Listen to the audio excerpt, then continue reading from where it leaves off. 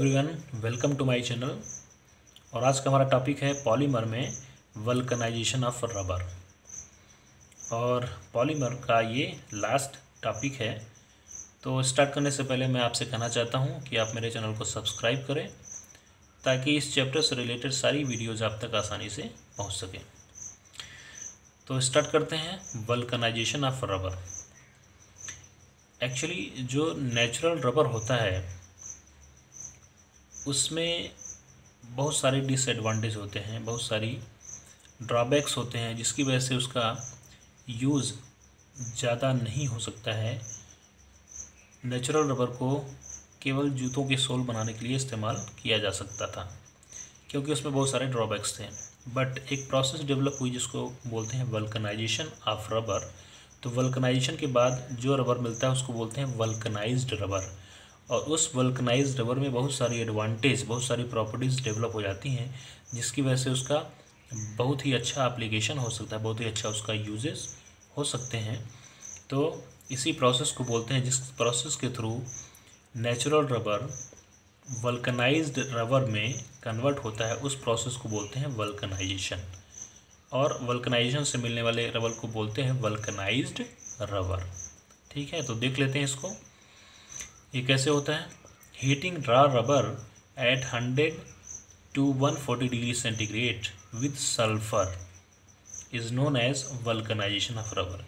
यानी सिंपल जो raw rubber हमारे पास होगा, उस रॉ रबर को हम 100 से 140 डिग्री सेंटीग्रेड तक हीट करते हैं in the presence of sulphur. Sulphur के साथ मिलाकर जब रॉ रबर को हम 100 से 140 डिग्री सेंटीग्रेड तक गर्म करते हैं तो हमें जो प्रोडक्ट मिलता है वो वल्कनाइज्ड रबर मिलता है। और उस प्रोसेस को बोलते हैं vulcanisation of rubber. Simple is that.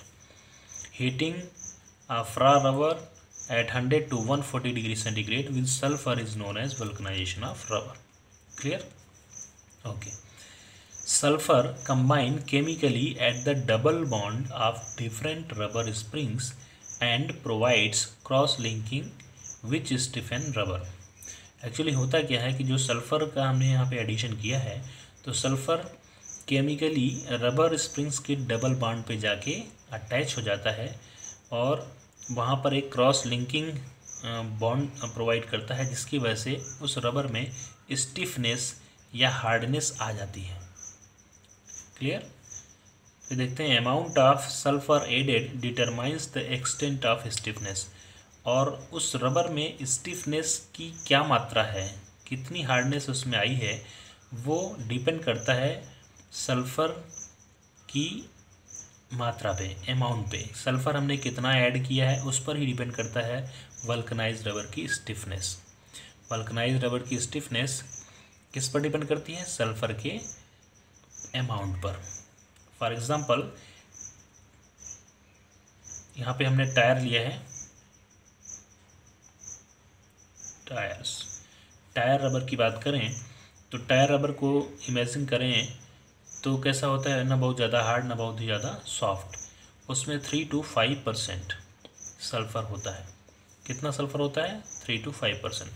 But अगर बैटरी केस को हम कंसीडर करें, इमेजिन करें बैटरी केस, बैटरी का जो बाहर का केस होता है काफ़ी हार्ड होता है और उसमें मोर देन 30% सल्फ़र होता है।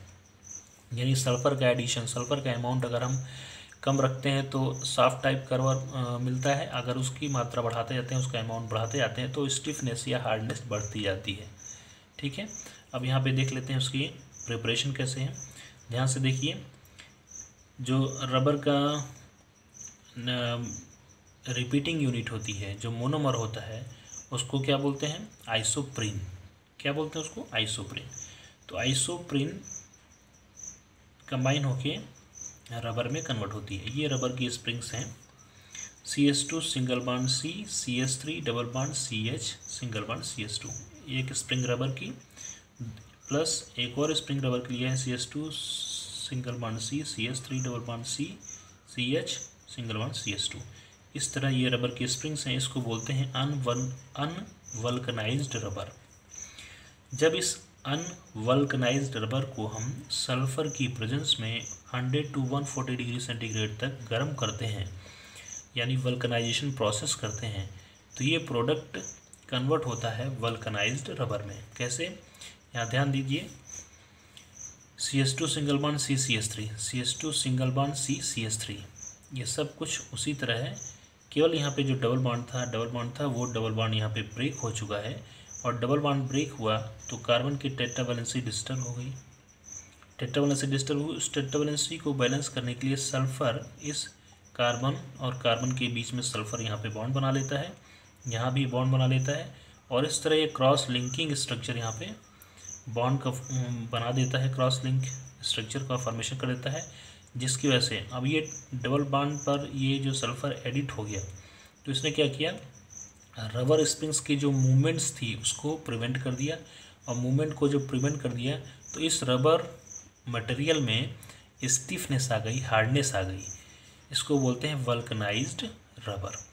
अब इसमें बहुत सारी ऐसी एडवांटेज आ गई, इसमें बहुत सारी ऐसे प्रॉपर्टीज़ आ गई जिसकी वजह से इसका बहुत ही ज़्यादा एप्लीकेशन हो सकता है। ठीक है, तो इसके एडवांटेज को देख लेते हैं, क्या क्या इसमें एडवांटेज आ गए हैं, और अगर इन एडवांटेज को दूसरी तरफ देखें तो ये कहीं ना कहीं ये अनवल्कनाइज्ड रबर के डिसएडवांटेज भी हैं, यानी अनवल्कनाइज्ड रबर की ये डिसएडवांटेज है, बट वल्कनाइज्ड रबर की ये एडवांटेज है। क्लियर, देख लेते हैं एडवांटेजेस में। First, it has good tensile strength, इसमें बहुत ही अच्छी टेंसाइल स्ट्रेंथ डेवलप हो जाती है than unvulcanised rubber. Clear. Second one, it has better resistance to moisture, oxidation and abrasion, यानी ये बहुत ही अच्छा प्रॉपर्टी या रेजिस्टेंस शो करता है मॉइस्चर के प्रति, ऑक्सीडेशन के प्रति और एब्रेजन के प्रति। क्लियर।